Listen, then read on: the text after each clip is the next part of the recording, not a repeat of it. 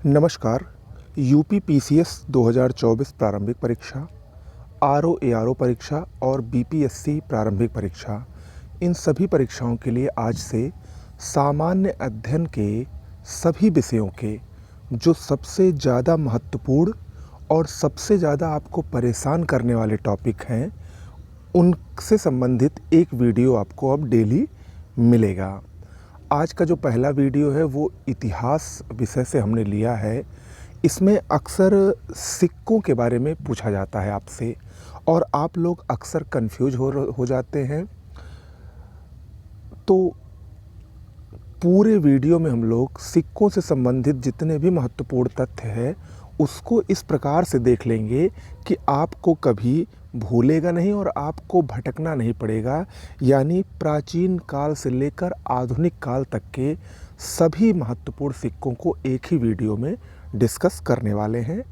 तो पूरा वीडियो देखिएगा, ओके। साथ ही ऐसे आपको डेली एक जो सबसे महत्वपूर्ण टॉपिक होगा सभी सब्जेक्ट से संबंधित, इतिहास, भूगोल, पॉलिटी, पर्यावरण, यूपी स्पेशल, उन सभी से संबंधित आपको एक वीडियो डेली दिया जाएगा, ओके। चलिए आज हम अपने पहले वीडियो की शुरुआत कर रहे हैं, सिक्कों या मुद्राओं का इतिहास। सबसे पहले हम हड़प्पा सभ्यता और वैदिक सभ्यता के सिक्कों को देख लेते हैं। देखिए, हड़प्पा सभ्यता और वैदिक सभ्यता में सिक्कों का प्रचलन नहीं था। वहाँ पर जो व्यापार होता था, ट्रेड होता था, वो वस्तु विनिमय द्वारा होता था। यानी एक वस्तु को दो और दूसरी वस्तु को लो, यानी वस्तुओं के आदान प्रदान से व्यापार होता था। वहाँ पर सिक्कों का प्रचलन आमतौर पर नहीं था, ऐसी जानकारी प्राप्त होती है, ओके। बढ़ते हैं मौर्य काल की तरफ। मौर्य काल में सिक्कों का प्रचलन शुरू हो गया। मौर्यों की जो राजकीय मुद्रा थी वो थी पण, जो कि एक चांदी का सिक्का थी। इसे आहत सिक्का भी कहते थे। आहत सिक्का मतलब पंच मार्क्ड कॉइन, ओके। फिर आगे आते हैं मौर्योत्तर काल, जो कि बहुत महत्वपूर्ण है। मौर्योत्तर काल के सिक्के अक्सर परीक्षा में मिलान करने के लिए पूछे जाते हैं। तो देखिए, मौर्योत्तर काल में सबसे पहले सोने के सिक्के इंडो ग्रीक शासकों ने चलाए। इनके जो सोने के सिक्के होते थे उनको स्टेटर कहा जाता था।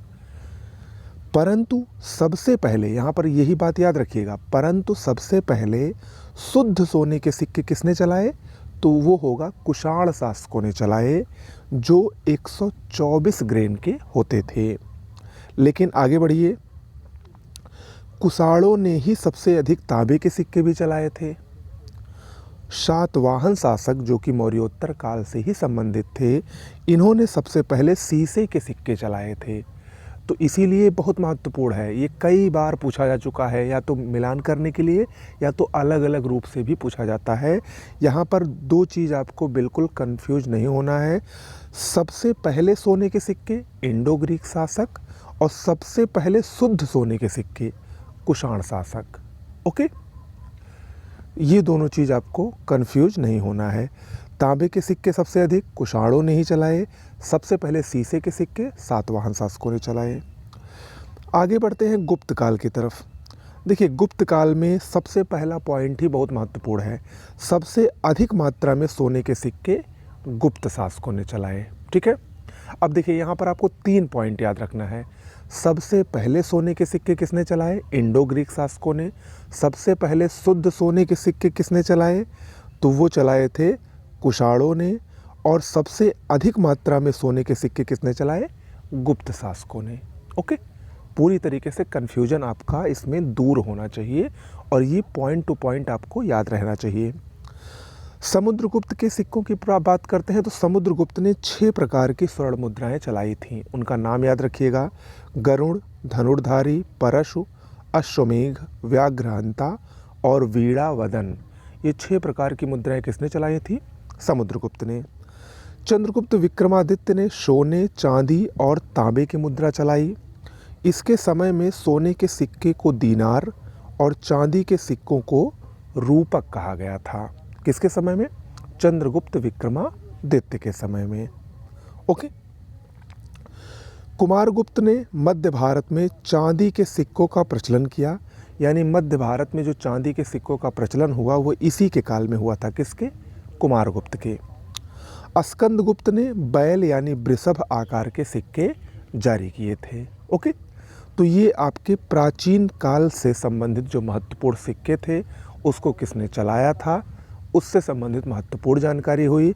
अब हम आते हैं मध्यकाल की तरफ। मध्यकाल के भी सिक्के बहुत महत्वपूर्ण हैं। मध्यकाल में सबसे पहले हम महमूद गजनवी की बात करते हैं, जिसने चांदी के सिक्के चलाए थे जिस पर संस्कृत भाषा में लेख लिखे होते थे। किसने चलाए थे? महमूद गजनवी ने। मोहम्मद गोरी ने भी सिक्के चलाए और इसके सिक्कों की खास बात क्या थी? इसके सिक्कों पर देवी लक्ष्मी का चित्र बना था। किसके? मोहम्मद गोरी के। दिल्ली सल्तनत के शासकों के सिक्के देख लीजिए। इल्तुतमिश, आप सभी को पता है, इसने शुद्ध अरबी के सिक्के चलाए थे, यानी चांदी का टंका और तांबे का चीतल। ये चलाने वाला ये दिल्ली सल्तनत का पहला शासक था।